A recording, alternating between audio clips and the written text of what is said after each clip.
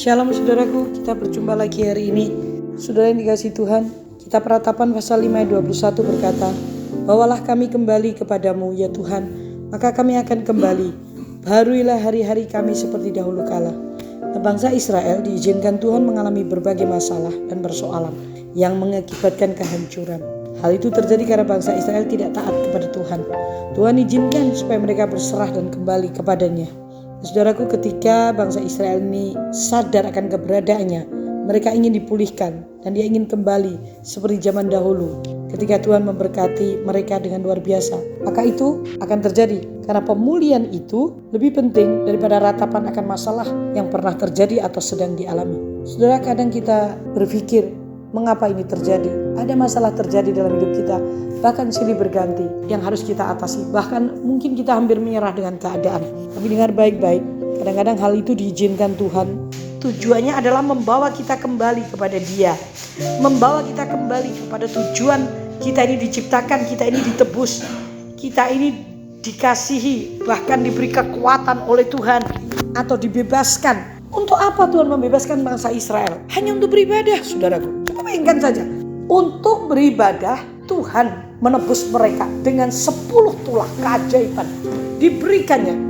Saya berpikir betapa dableknya ya orang Israel itu, bahwa Tuhan itu mengasihi dan memelihara mereka. Nah, seringkali terjadi sesuatu dalam diri kita itu karena kita tuh gak mau menyadarinya.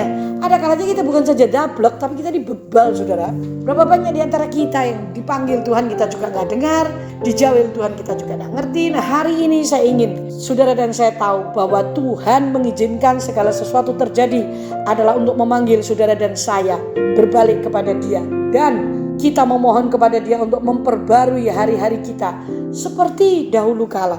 Seperti ketika manisnya kita lahir baru, ketika kita berjalan bersama dengan Tuhan. Ayo saudaraku, semua yang terjadi itu Allah turut bekerja dalam segala perkara untuk mendatangkan kebaikan. Itulah sebabnya jangan engkau menyerah, jangan engkau takut, jangan engkau berputus asa.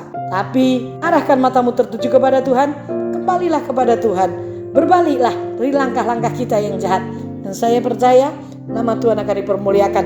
Hidupmu dan hidupku adalah hidup yang istimewa. Kita kembali menjadi umatnya, kita berbalik kembali dari tingkah langkah kita yang tidak benar. Pemulihan adalah identitas diri kita yang benar-benar diperlukan oleh setiap kita supaya kita bisa bangga menjadi umatnya. Seringkali kita memang harus dipulihkan karena dosa itu merusak hubungan kita dengan Tuhan. Bapak, terima kasih buat hari ini di mana Tuhan mengizinkan segala perkara itu terjadi, semua kesukaran, bahkan hari-hari yang harus kami lalui dengan berubahnya semuanya.